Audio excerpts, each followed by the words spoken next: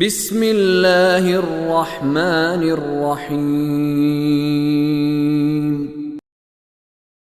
وما تفرق الذين أوتوا الكتاب إلا من بعد ما جاءتهم البينة وما أمروا إلا ليعبدوا الله مخلصين له الدين حنفاء ويقيموا الصلاة ويؤتوا الزكاة وذلك دين القيمة وما تفرق الذين اوتوا الكتاب الا من بعد ما جاءتهم البينة، اور تفرقہ نہیں کیا ان لوگوں نے جن کو کتاب دی گئی تھی مگر بینہ آ جانے کے بعد، جب ان کے پاس بینہ واضح دلیل آ گئی پھر وہ تفرقہ کا شکار ہوئے۔ وما امروا، اور انہیں کیا امر کیا گیا تھا سوائے اس کے، اللہ نے کیا حکم دیا تھا؟ پہلے جو نبی آئے تھے کیا خدا کی طرف سے حکم لے کر آئے تھے؟ وَمَا أُمِرُوا إِلَّا لِيَعْبُدُوا اللَّهَ مُخْلِصِينَ لَهُ الدِّينَ، اور انہیں کیا حکم دیا گیا تھا سوائے اس کے کہ اللہ کی عبادت کریں، دین کو اسی کے لیے خالص کر کے، یعنی ان کے کام بس خدا کی خاطر ہو، خدا کے ہو جائے۔ حنفاء حنیف کی جمع ہے۔ حنیف کسے کہتے ہیں؟ اللہ نے حضرت ابراہیم کو حنیف کہا، جہاں ابراہیم کا تذکرہ فرماتا ہے خداوند عالم، وہاں پہ حنیف کا قصیدہ بھی ساتھ میں پڑھتا ہے، بل ملت ابراہیم حنیفا وما کان من المشرکین۔ حنیف کسے کہتے ہیں؟ طبیعت جس کی یہ ہو کہ ہر باطل سے بیزاری ہو اس میں اور ہر حق کی طرف مائل ہوتا ہے۔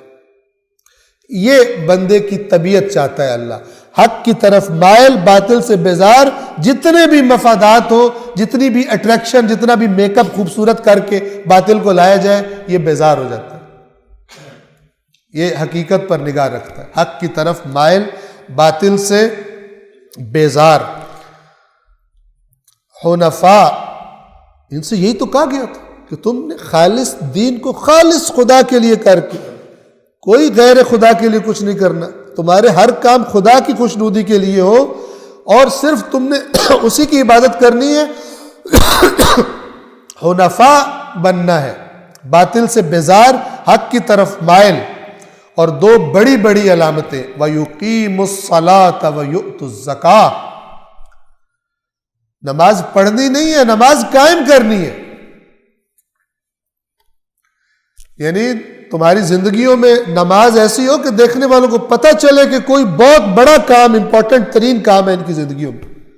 وَيُقِيمُ الصَّلَاةَ، اللہ معاف کرے ہمیں، وَيُؤْتُ الزَّكَاةَ، اور وہ جو مال واجب کیا ہے خدا کے رزق میں سے، خدا نے کہا کہ اتنا تم نے نکالنا ہے، وہ دینی ہے تم نے، آلٹرنیٹ نہیں ڈھونڈنے کہ پیسہ تو میں نہیں دے سکتا تو میں تسبیح نکال لیتا ہوں، ایسے چکر نہیں دینے۔ کیوں؟ آپ نے دیکھا کتنی صورتوں میں آیا، مسکینوں کا خیال رکھو، یتیموں کا خیال رکھو، شدید ترین الفاظ میں اللہ نے خبردار کیا۔ کیوں؟ کہ یہ ذمہ داری ہے، جن کے پاس مال ہے ان کی ذمہ داری ہے، اور یہ زکوٰۃ وغیرہ یا مثلا خمس جو ہے یہ تو واجب ہے۔ انفاق جو خداوند عالم کہتا ہے وہ واجبات کے بعد ہے، اگلی بات ہے۔ خدا کے راستے میں خرچ کرنا یہ واجبات والا مسئلہ نہیں ہے، یہ اس کے بعد ہے۔ اس لیے قرآن نے بتایا ہے، یسألونک ماذا ينفقون، اے رسول آپ سے سوال کرتے ہیں کیا خرچ کریں، کیا انفاق کریں، قل العفو، کہیے جو آپ کی ضرورت سے زیادہ ہے دے دو۔ ٹھیک ہے؟ اب یہ سن کے بعض افراد کو جھٹکا لگتا ہے، یہ کیا مطلب ہے، ضرورت سے زیادہ سے کیا مراد ہے؟ تو یہ انسان بیٹھ کے دیکھ سکتا ہے کہ جو اس کے کاروبار کے تقاضے ہیں، جو باقی چیزوں کے، لیکن ان تقاضوں کو ایسا نہ کرے کہ بچے ہی کچھ نہ خرچ کرنے کے لیے۔ بینکاک جانے کے لیے، ادھر جانے کے لیے، انگلینڈ جانے کے لیے، سیر و تفریح کے لیے تو بچے، فی سبیل اللہ انفاق کے لیے نہ بچے، یہ ضرورتیں نہ بن جائے۔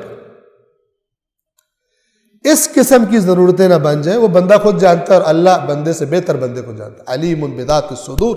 وَلَقَدْ خَلَقْنَا الْإِنسَانَ وَنَعْلَمُ مَا تُوَسْوِسُ بِهِ نَفْسُهُ وَنَحْنُ أَقْرَبُ إِلَيْهِ مِنْ حَبْلِ الْوَرِيدِ. یقیناً ہم نے انسان کو خلق کیا اور ہمیں بڑا پتہ ہوتا ہے کس طرح اس کا نفس اسے وسوسہ کرتا ہے, خرابی کرواتا ہے.